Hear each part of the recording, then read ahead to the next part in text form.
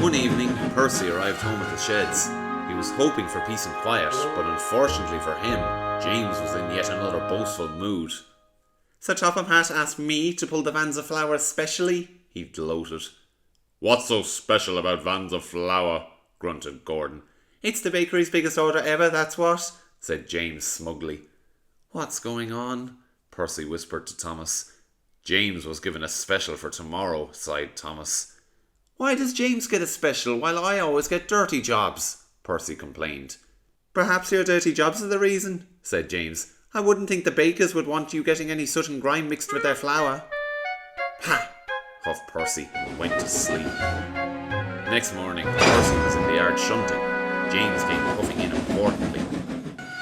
I have a passenger run next. As soon as I get back, I want my flour vans ready with no delay. This special will not be late. James left to fetch his coaches. Pussy boiler, thought Percy. Just ignore him, Percy, said his driver. Don't let his attitude ruin yours. But Percy wasn't thinking about his attitude.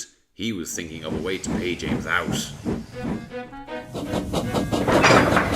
Later, Percy was still in the yard when he heard a familiar pair of whistles.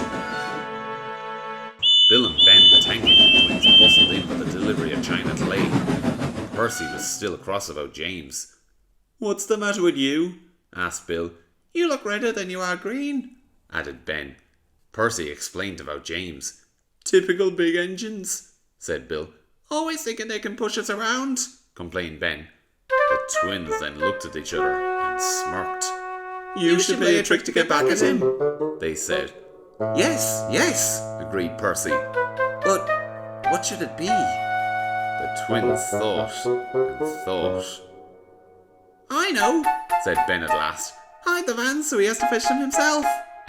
What a good idea, replied Percy. Thank you, twins. And Percy hurried away to find the vans at once.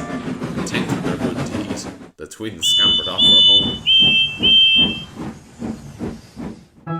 Percy came up alongside two vans with faded paint loaded. Men were just loading the last sacks of flour.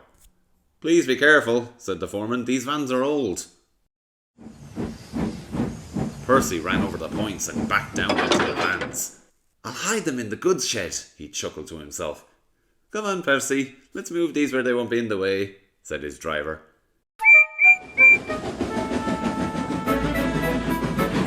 Percy began to push the vans back towards the goods shed. He was eager to play his trick and was hurrying. Careful, Percy, called his driver. We should slow down. They're still in the yards. But Percy was too busy thinking about James searching for his special to bother with his speed. Stop, Percy! Shouted the driver and applied the brakes. But it was too late. Smash! The rear van was in pieces and flour was everywhere. Percy was coated from bunker to smokebox. Oh no! Coughed Percy. I didn't mean for that to happen. James is sure to laugh at me now. But James wasn't laughing when he saw the mess. What have you done to one of my vans? He demanded. But before Percy could explain, another voice spoke. I'm wondering just the same thing, thundered Sir Topham Hatt. You've created quite a fine mess, Percy. Now the bakery's order can't be fulfilled. And some won't be able to have their morning biscuits. You shall go to your shed to be cleaned and stay there until you are wanted. Percy sighed. A cloud of flour rolled off his front. His funnel felt stuffy and he wanted to sneeze. He still couldn't understand why flour was so important, but he definitely understood how uncomfortable it was. Eventually, workmen arrived to help clean up the mess in the goods shed. Percy wheezed sadly home to the sheds. Thomas was there waiting for him. You've been covered in lime, hay, fruit, chocolate, and now flour. Whatever will it be next? Percy hoped it would be nothing.